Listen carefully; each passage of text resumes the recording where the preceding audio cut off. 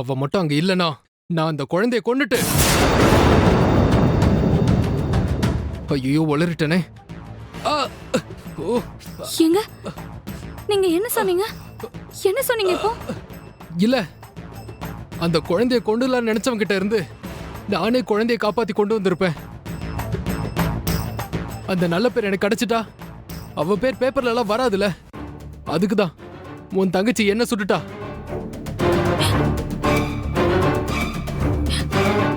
இல்ல இல்ல கண்டிப்பா இருக்காது. அவ தெரியாம தான் சுட்டிருக்கா. அவ துரு துருன்னு பேசுவாளே தவிர அவ ரொம்ப நல்லவங்க. நீங்க தான் தப்பா புரிஞ்சிட்டு இருக்கீங்க. ஓ ஐயோ ஐயோ ஐயோ. காவ்யா, ஏன் காவ்யா இவ்ளோ அப்ராணியா இருக்க? நீ இப்படியே இருந்தா எல்லாரும் உன்னை ஏமாத்திட்டு தாமா இருப்பாங்க.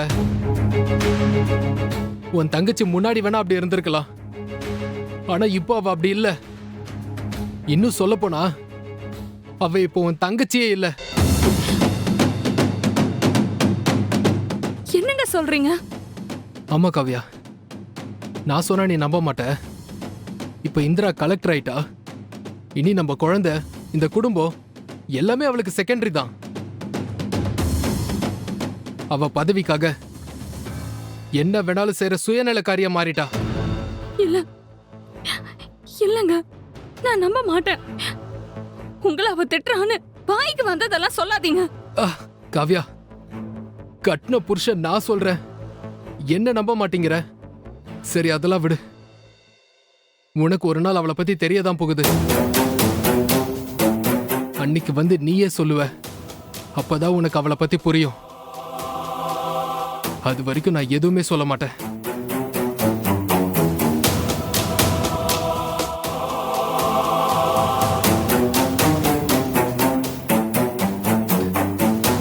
இது பாரு காவ்யா, எனக்கு ரொம்ப பசிக்குது. சாப்பாடு எடுத்து வைக்கிறியா? இல்ல அதுக்கும் உன் தங்கச்சி பெர்மிஷன் வேணுமா? ஐயோ இல்லங்க, நான் போய் சாப்பாடு எடுத்து வைக்கிறேன். நீங்க வந்து சாப்பிடுங்க. நான் போய் எடுத்து வைக்கிறேங்க.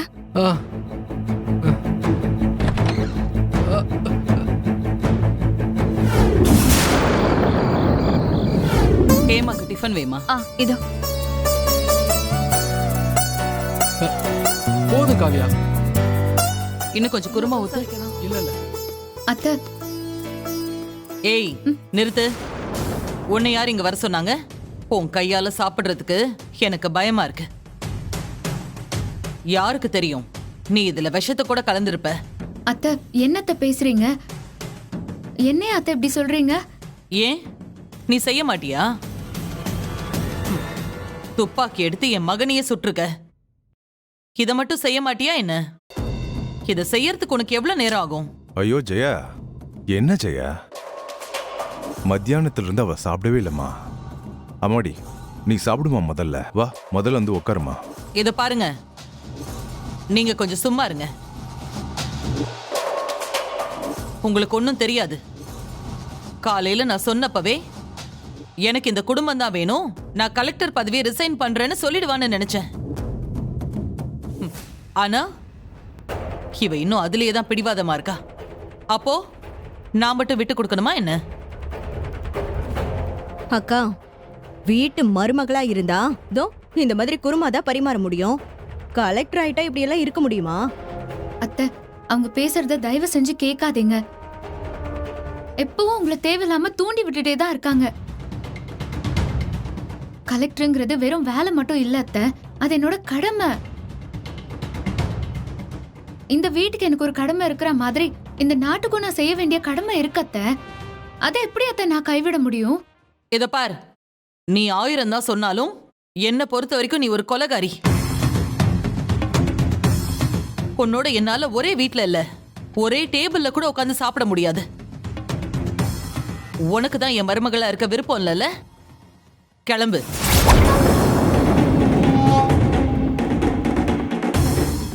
அத்தை என்னத்த திடீர்னு இப்படி சொன்ன? இவ எங்க போவா? என்ன ஹேமா, பொண்ணு மாதிரி அவளுக்கு பிறந்த வீடு புகுந்த வீடுன்னு 2 தான் இருக்குன்னு நினைச்சியா? மேடம் தான் கலெக்டர் ஆச்சே. அவங்களுக்கு வீடு கொடுப்பாங்க, கார் கொடுப்பாங்க, ப்ரொடெக்ஷன் கொடுப்பாங்க. அப்புறம் எல்லா வேலையும் செய்யறதுக்கு ஆளுங்கெல்லாம் இருப்பாங்க இல்லையா?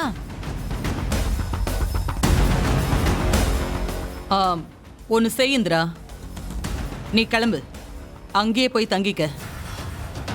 உன்னால எங்களுக்கும் பிரச்சனை இல்ல, எங்களால உனக்கும் பிரச்சனை இல்ல. அத்தை, நீங்க பெரியவங்க, இப்பெல்லாம் பேசினா அவ சின்ன பொண்ணு, பாவம், என்ன செய்வா? அப்படியெல்லாம் சொல்லாத சுபா. இவ யாருக்காக இந்த வீட்ல இருக்குன்னு சொன்னா? இதோ காவியா வாழ்க்கை நல்லா இருக்கணும்னு தான் நான் இங்க வந்தேனே சொன்னா. இப்போ அவ தாலியே பறிக்கிற மாதிரி செஞ்சு முடிச்சிட்டா.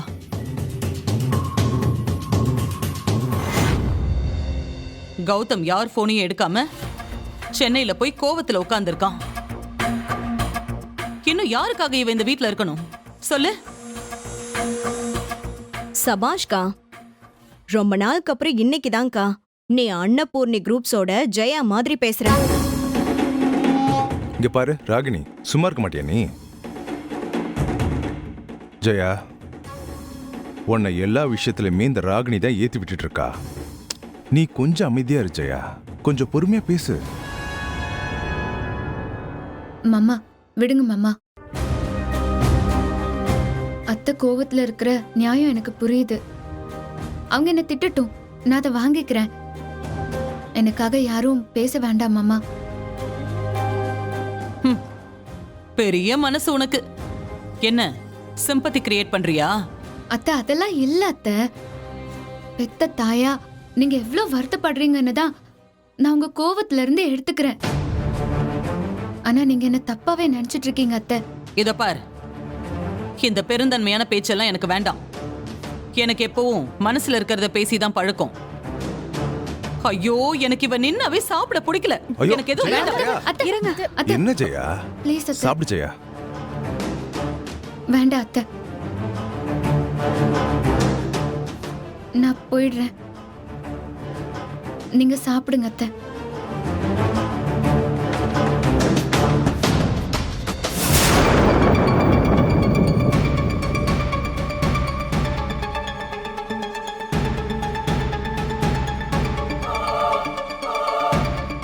என்ன எல்லாரும் அங்கேயே பார்த்துட்டு இருக்கீங்க?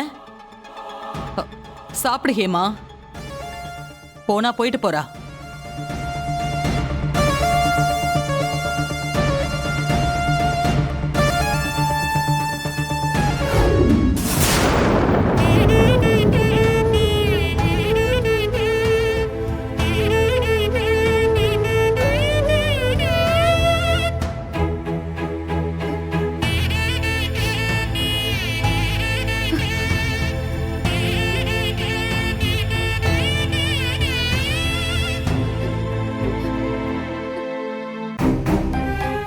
அம்மாடி இந்திரா. மாமா வாங்க மாமா.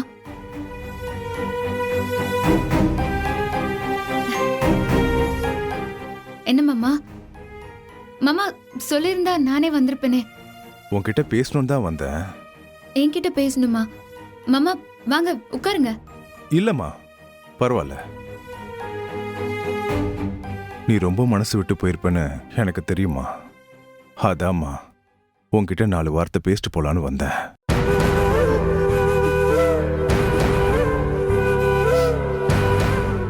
இப்படியெல்லாம் என்ன கைவிடுற மாதிரி இப்படி ஒரு சந்தர்ப்பம் அமைஞ்சு போச்சே மாமா. நான் என்ன மாமா பாவம் பண்ணேன்? அப்படிலாம் சொல்லாதம்மா. இங்க யாருமே உன்னை கைவிடல இந்திரா. எல்லாருக்கும் கடைசி நிமிஷம் வரைக்கும் உன் மேல நம்பிக்கை இருந்துச்சு. சந்தர்ப்பம் அப்படி இருக்கு. இப்போ சாவு கிட்ட போய் வந்த கதிரை பார்த்துட்டு உனக்கு சப்போர்ட் பண்ண முடியாது இல்லையா? எனக்கு புரியுது மாமா. எல்லாரோட மனசுமே எனக்கு புரியுது. ஆனா நான் வேணும்னே பண்ணலையே மாமா. அம்மாடி, இதை நீ சொல்லிதான் தெரியணுமா? என்ன செய்யறது? எல்லா நேரமும் நமக்கு சாதகமா இருக்காதேம்மா. ஆமா மாமா, நமக்கு பிரச்சனைன்னு வரும்போது நம்ம யாருக்காக வாழ்றோமோ அவங்களே நம்மளை விட்டு தூரமா போயிடுறாங்க. என்னால அதைத்தான் மாமா தாங்கிக்கவே முடியல. ஓ, கௌதம சொல்றியா? ஐயோ அம்மாடி, மாமா, எனக்கு எத்தனை பிரச்சனை வந்தாலும் நான் அதை தனியா சமாளிச்சிருவேன். ஆனா கௌதம், நான் எவ்வளவோ கால் பண்றேன், என் ஒரு போனு கூட எடுக்க மாட்டேங்கிறா. கௌதம் இல்லாம எனக்கு எதுவுமே இல்ல மாமா. அப்புறம் அத்தை குடும்பம் வேணும்னா நான் கலெக்டரா இருக்க கூடாதுன்னு சொல்றாங்க. நான் எப்படி மாமா முடிவெடுக்க முடியும்? நான் இதுக்காக தானே மாமா இத்தனை வருஷம் கஷ்டப்பட்டேன். நான் எவ்வளவு கஷ்டப்பட்டு படிச்சிருப்பேன். இதெல்லாம் பாருங்க மாமா. ஐயோ அம்மாடி, அழாதம்மா. நான் உன்னை சமாதானம் படுத்தணும்னு வந்தா நீ மேலும் அழுதுகிட்டே இருக்க. முதல்ல அமைதியா இரு. உன் அத்தை அப்படி பேசிட்டாங்கன்னு நீ எதுவும் நினைக்காத. ஜெயாவுக்கு எப்பவுமே தைரியமான பொண்ணுங்கன்னா ரொம்ப பிடிக்கும். ஏன்னா அவளும் அப்படிதானே. இந்த ராகினி ஏத்தி விடுறதுனால தான் அவ கடுப்பாவறாளே தவிர மத்தபடி நீ செய்யறது எல்லாமே அவளுக்கு பெருமைதாம்மா. முதல்ல கண்ணை தொடமா. நிஜமாவா சொல்றீங்க மாமா? அவங்கதான் என்னால குடும்பத்துக்கு அவமானம்னு சொல்லிட்டாங்களே மாமா. என்ன இந்திரா, இது கூட உனக்கு புரியல? கதிர் மேல இருக்கிற பாசத்தை வச்சு ராகினி உன் அத்தையும் இந்த மாதிரி பேச வைக்கிறா. மத்தபடி ஜெயா உனக்கு எதிரிலாம் ஒன்றும் இல்லை. அப்படி அவ யாரையும் சொல்றவளும் இல்லை.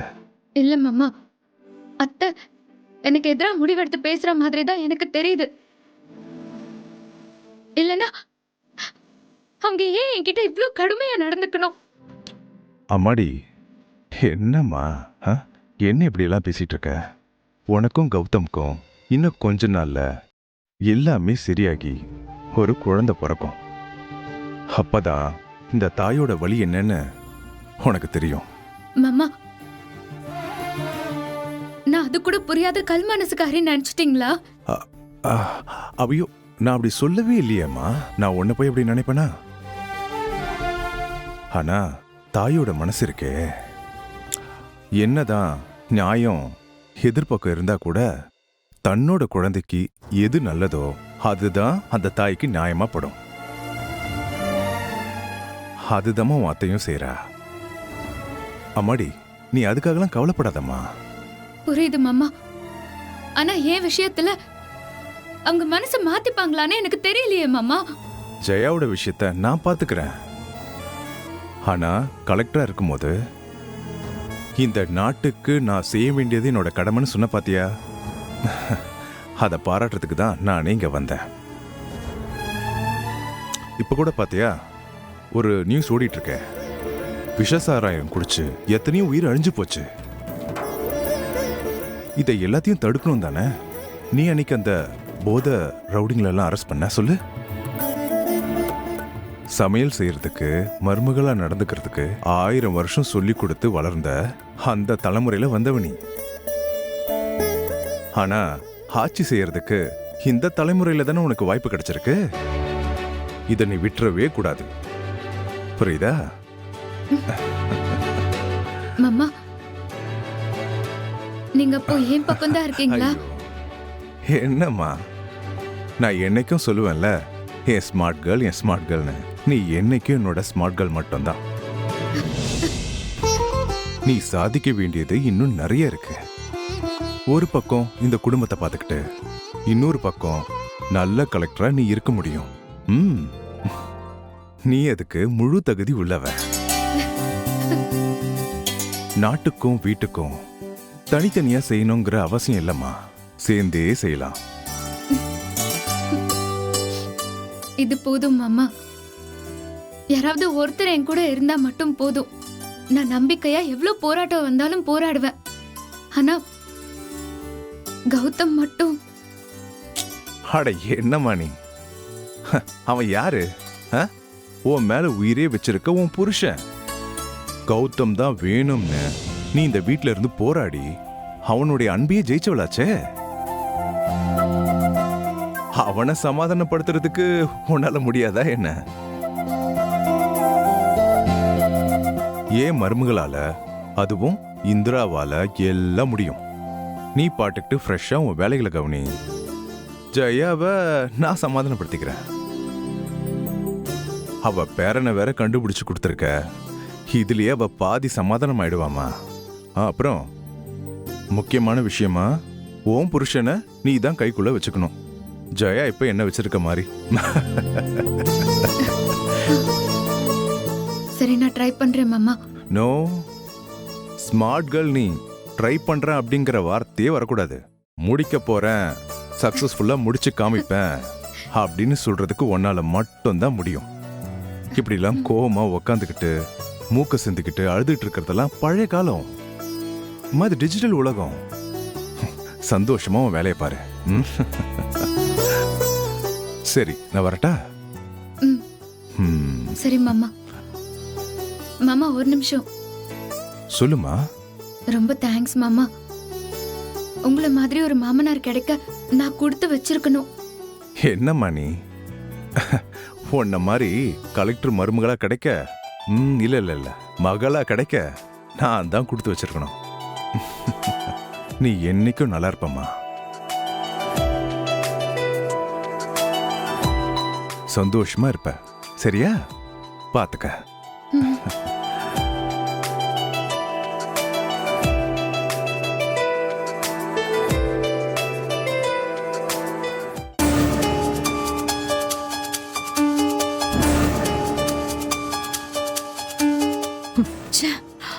நடக்கிறதெல்லாம் பார்த்தா மேலுக்கு நமக்கு சாதகமா தெரிஞ்சா கூட இந்த அக்கா குடும்பத்துக்கு தான் எல்லாமே நல்லதா போயிட்டு இருக்கு.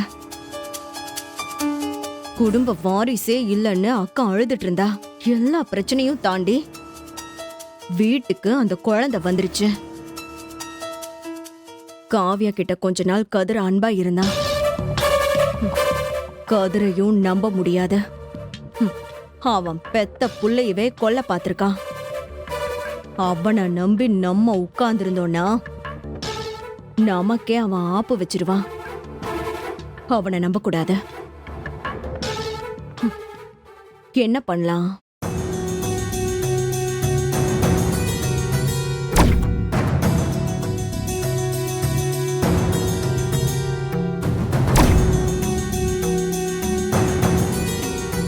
அக்கா மட்டும்தான் இந்திராவுக்கு எதிரா இருக்கா. வீட்டுல இருக்கிற அத்தனை பேரும் இந்திராக்கு சப்போர்ட்டா தான் இருக்காங்க. இத்தனை நாளா இந்திராவை மருமக இல்லைன்னு சொல்லிட்டு இருந்தாங்க. இப்போ என் மருமகன்னா இப்படிதான் இருக்கணும்னு அந்த இந்திரா கிட்ட கண்டிஷன் போடுற அளவுக்கு ஆயிட்டா. இல்லையே, இது சரியில்லையே.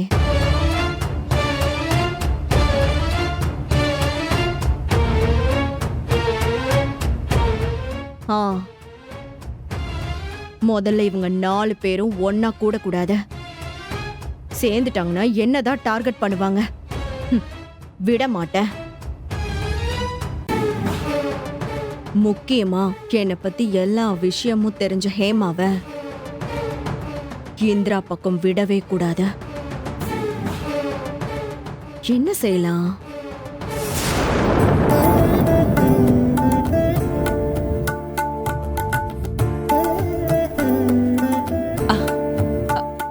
ஆமாங்க, முன்ன நான் சொன்ன மாதிரி அபிஷேகம் செய்ய சொல்லிடுங்க.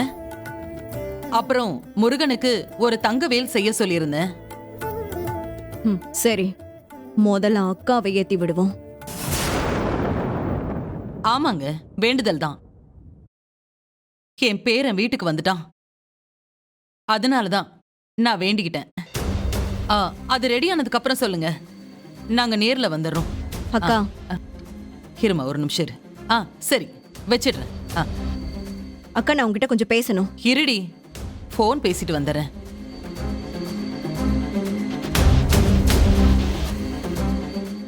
அம்மன் கோயில் பூசாரிங்களா? நீங்க சொன்ன அக்கௌண்ட்டுக்கு நான் பணம் அனுப்பிட்டேன். இன்னைக்கே 500 பேருக்கு கோயில் அன்னதானம் செஞ்சிருங்க. இத பாருங்க, விருந்துல பாயாசம் எல்லாம் போட்டு ஜமாச்சிடணும். சரி சரி. சரி. என்னக்கா நடக்குதுங்க? ஒரே தடபுடலா இருக்கு. ஆமாண்டி, பொண்ணா 2 கோயில் கோயிலா பேரன் வேணும், என் வீட்டுக்கு வாரிசு வேணும்னு நான் வேண்டிக்கிட்டு வந்திருக்கேன். அதான் எல்லாத்தையும் ஒவ்வொன்னா நிறைவேற்ற வேண்டாமா? அக்கா கொஞ்ச நேரம் சும்மா இருக்கியா? ஃபோன் பேசிட்டே இருக்க. என்னடி நீ? குழந்தை வீட்டுக்கு வந்துட்டான்ல, நான் எல்லா வேண்டுதலையும் நிறைவேற்ற வேண்டாமா? இல்லைன்னா சாமி குத்தாயிடாது? அக்கா சும்மா ஆடாதக்கா. என்னதான் பேரம் பாசன்னாலும் இப்படியாக்கா? ஹே, என்னடி பேசுற? என் கூடவே இருந்துகிட்டு என்னை பத்தி தெரிஞ்சுமா நீ இப்படி பேசுற? நான் எவ்வளவு ஏங்கி இருந்தேன்னு உனக்கு தெரியாதா? இன்னும் சொல்ல போனா கதிர சுட்ட இந்திராவ ஏன்க்கா இன்னும் வீட்ல வச்சிருக்கன்னு கேப்பியே, அது ஏன் தெரியுமா? எப்படியோ அவ என் பேரனை காப்பாத்தி கொண்டு வந்துட்டால, அதுக்காகதான். நான் அவகிட்ட இத சொல்லலன்னாலும்